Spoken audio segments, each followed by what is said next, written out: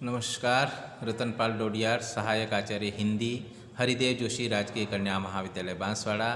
जैसा कि हमने पिछले अध्याय में पढ़ा ही है, सुंदरदास और सुंदरदास जैसा कि काल की विकरालता, मौत की भयावहता के बारे में अपनी बात कर रहे थे कि वो मौत किस तरह से मनुष्य को अपना ग्रास बना लेती है और मनुष्य को पता ही नहीं चलता है और उसकी उम्र पूर्ण हो जाती है और बाद में पछताने के सिवा कुछ भी नहीं रह जाता है। तो उस काल की भयावहता, उसकी विकरालता के बारे में हमने पिछले 3 पद पढ़े थे और अब हम आगे का पद जो पढ़ रहे हैं उसी विकरालता से संबंधित है, मृत्यु से संबंधित है।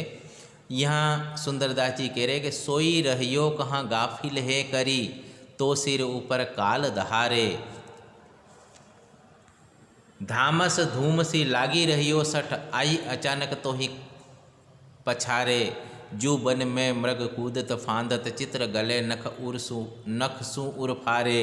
सुंदर काल डरे जिनके डर, ता प्रभु को कहूँ क्यों न संभारे। यहाँ पर सुंदरदास जी ने बहुत अच्छी बात कही है इस पद में कि वो कह रहे हैं कि मृत्यु तुम्हारी निश्चित है, वो आनी ही है, लेकिन उस मृत्यु से मुकाबला करना है तो उसका एक ही उपाय है और वो भी प्रभु भगवान की भक्ति करना और भगवान के सामीप्य का लाभ प्राप्त करना।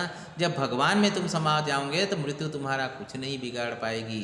इसलिए यहाँ कवि कह रहे हैं मनुष्य को सचेत करते हुए कि सोई रहियो कहाँ गाफिल है करी। है मनुष्य, तू कहाँ सोया हुआ है? गाफिल यानी मूर्ख बन करके, पागल बन करके कहाँ सोया हुआ? किस संसार में सोया हुआ? किस सुख सुविधाओं में सोया हुआ है? इस सांसारिकता में कहाँ उलझा हुआ है? तो सिर ऊपर काल दारे, तेरे सिर के ऊपर तो स्वयं मृत्यु दहाड़ रही है, अर्थात मृत्यु मंडरा रही है और कभी भी मृत्यु तुझे अपना शिकार बना लेगी, कभी भी मृत्यु तेरे ऊपर अपना प्रभाव जमा लेगी, अर्थात तू मृत्यु को प्राप्त हो जाएगा। अतः मृत्यु को प्राप्त नहीं हो और परमात्मा को प्राप्त हो, इसके लिए हमें परमात्मा का ध्यान करने की जरूरत है। यहाँ कवि कह रहे हैं कि धामस धूम सी लागी रहे सठ हे मूर्ख, तू धूम धाम की जिंदगी जी रहा है, लगा हुआ है, धूम धड़ाके से जी रहा है, तुझे पता ही नहीं कि तू कर क्या रहा है।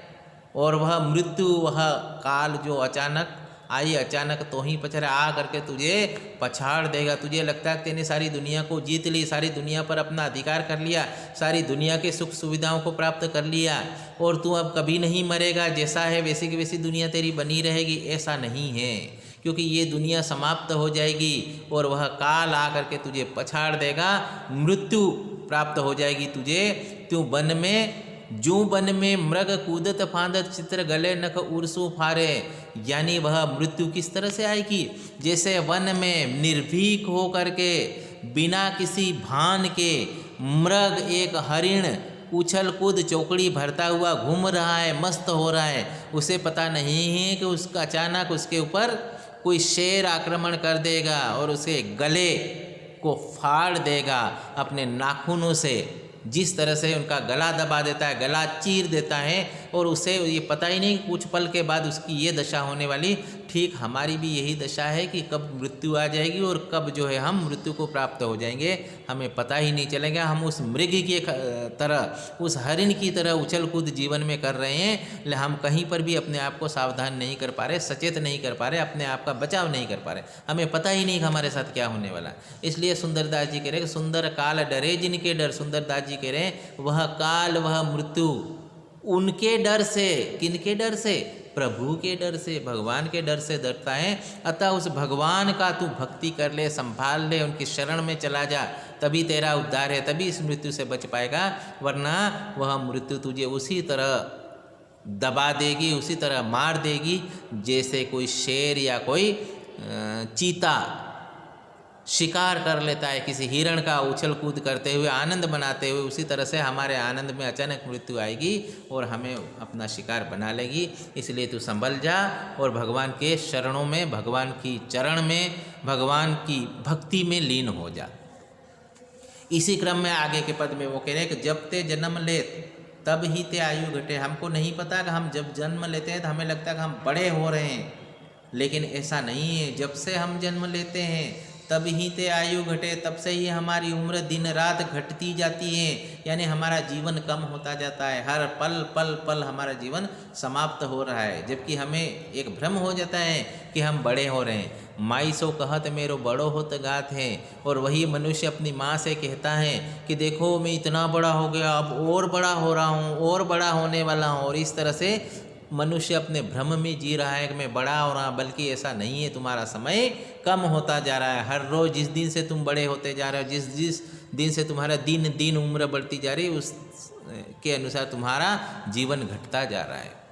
आज और काल और दिन दिन होत, और आज कल और दिन दिन, हर दिन को गिनते जाओ, एक एक दिन दोरो दोरो फिलत खेलत अरु खाते। हमारा जीवन ऐसे ही चलता है, जीवन की दिनचर्या आज कल और हर रोज़ हम खाते पीते खेलते जीवन जी लेते हैं। हमें पता ही नहीं कि हम धीरे धीरे धीरे हमारे जीवन को समाप्त कर रहे होते हैं।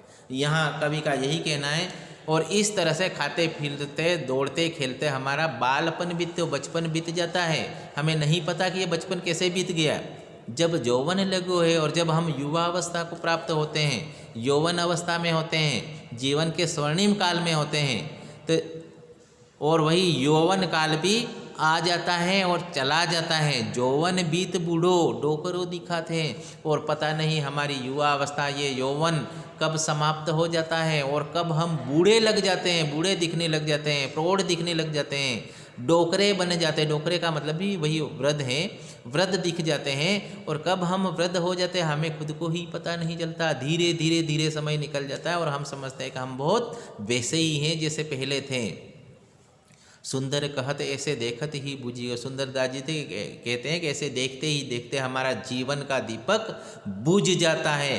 ठीक वैसे ही जैसे तेल घटी गए, जैसे दीपक बुझाते, जैसे किसी दीपक में तेल के जल जाने से, घट जाने से दीपक बुझ जाता है, उसी तरह से हमारी आयु घट जाती है और हम मृत्यु को प्राप्त हो जाते हैं। हमें पता ही नहीं चलता कि हम एक एक दिन गिनते जाते हैं या एक एक दिन हमारा निकलता जाता है और हमारा जीवन समाप्त हो जाता है। इस तरह से हम मृत्यु को प्राप्त हो जाते। तो यहाँ कवि का यही कहना है कि इसी तरह मृत्यु को प्राप्त होना है। इसलिए हमारा सबसे पहला कर्तव्य है कि हम मृत्यु को प्राप्त नहीं हो, हम परमात्मा को प्राप्त हों और परमात्मामय हो जाए हमारी आत्मा, ताकि इस जीवन चक्र से मुक्ति मिल जाए। इसके लिए हमें हरि का भजन करके हरि में समाने की ज़रूरत है, अर्थात उनके चरणों में अपने आप को समर्पित करने की ज़रूरत है।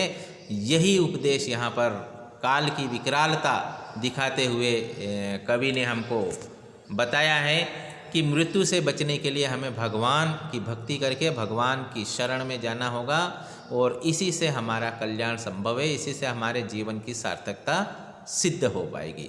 इसमें भी अनुप्रास अलंकार आपको देखने को मिलेगा, वही प्रसाद गुण, और देखा जाए तो शांत रस में उन्होंने यहाँ पर भगवान के प्रति अपने आप को समर्पित करने की बात कही है।